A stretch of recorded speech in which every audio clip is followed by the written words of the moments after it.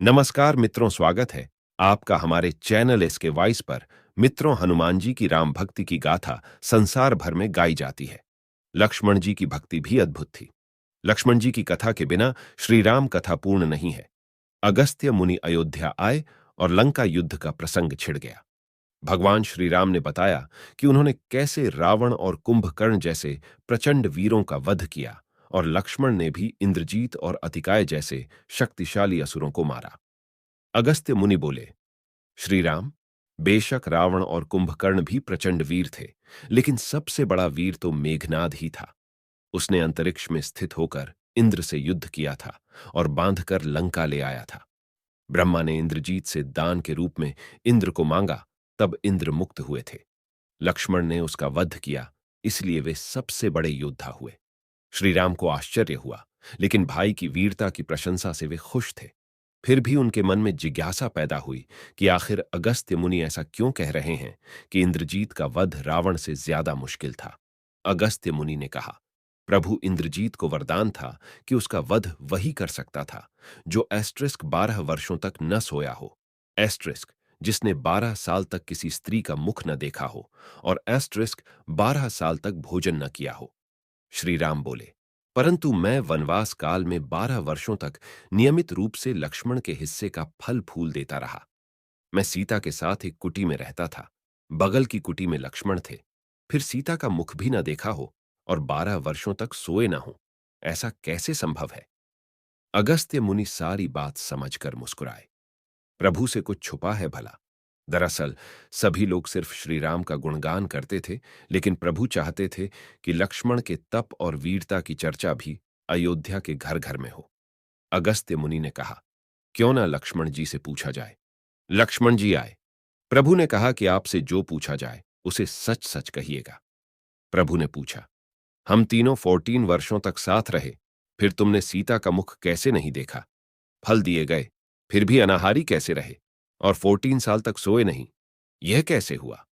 लक्ष्मण जी ने बताया, भैया, जब हम भाभी को तलाशते ऋष्यमूक पर्वत गए, तो सुग्रीव ने हमें उनके आभूषण दिखाकर पहचानने को कहा। आपको स्मरण होगा कि मैं तो सिवाय उनके पैरों के नुपुर के कोई आभूषण नहीं पहचान पाया था, क्योंकि मैंने कभी भी उनके चरणों के ऊपर देखा ही नहीं। 14 वर्ष नहीं, सोने के बारे में सुनिए।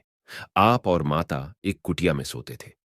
मैं रात भर बाहर धनुष पर बाण चढ़ाए पहरेदारी में खड़ा रहता था। निद्रा ने मेरी आंखों पर कब्जा करने की कोशिश की, तो मैंने निद्रा को अपने बाणों से बेध दिया था। निद्रा ने हार कर स्वीकार किया कि वह 14 साल तक मुझे स्पर्श नहीं करेगी, लेकिन जब श्रीराम का अयोध्या में राज्याभिषेक हो रहा होगा और मैं उनके पीछे सेवक की तरह छत्र लिए खड़ा रहूंगा, तब वह मुझे घेरेगी। आपको याद होगा, राज्याभिषेक के समय मेरे हाथ से छत्र गिर गया था।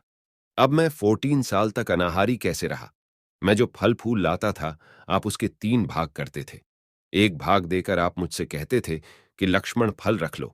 आपने कभी फल खाने को नहीं कहा, फिर बिना आपकी आज्ञा के मैं उसे खाता कैसे? मैंने उन्हें संभाल कर रख दिया। सभी फल उसी कुटिया में अभी भी रखे होंगे। प्रभु के आदेश पर लक्ष्मण जी चित्रकूट की कुटिया में से वे सारे फलों की टोकरी लेकर आए और दरबार में रख दिया। फलों की गिनती हुई तो 7 दिन के हिस्से के फल नहीं थे। प्रभु ने कहा, इसका अर्थ है कि तुमने 7 दिन तो आहार लिया था।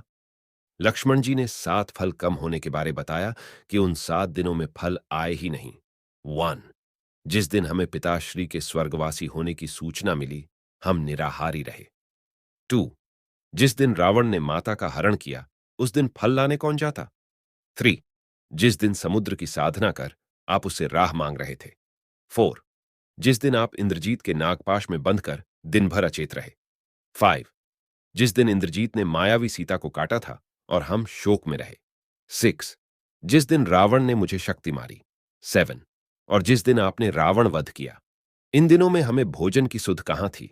विश्वामित्र मुनि से मैंने एक अतिरिक्त विद्या का ज्ञान लिया था, बिना आहार किए जीने की विद्या। उसके प्रयोग से मैं 14 साल तक अपनी भूख को नियंत्रित कर सका, जिससे इंद्रजीत मारा गया। भगवान श्री राम ने लक्ष्मण जी की तपस्या के बारे में सुनकर उन्हें हृदय से लगा लिया। तो मित्रों, वीडियो पसंद आई हो तो वीडियो को लाइक, शेयर और कमेंट में जय श्री राम लिखना ना भूलें। और चैनल पर पहली बार आएंगी है चैनल को सब्सक्राइब अवश्य कर ले मित्रों। वीडियो को पूरा देखने के लिए धन्यवाद।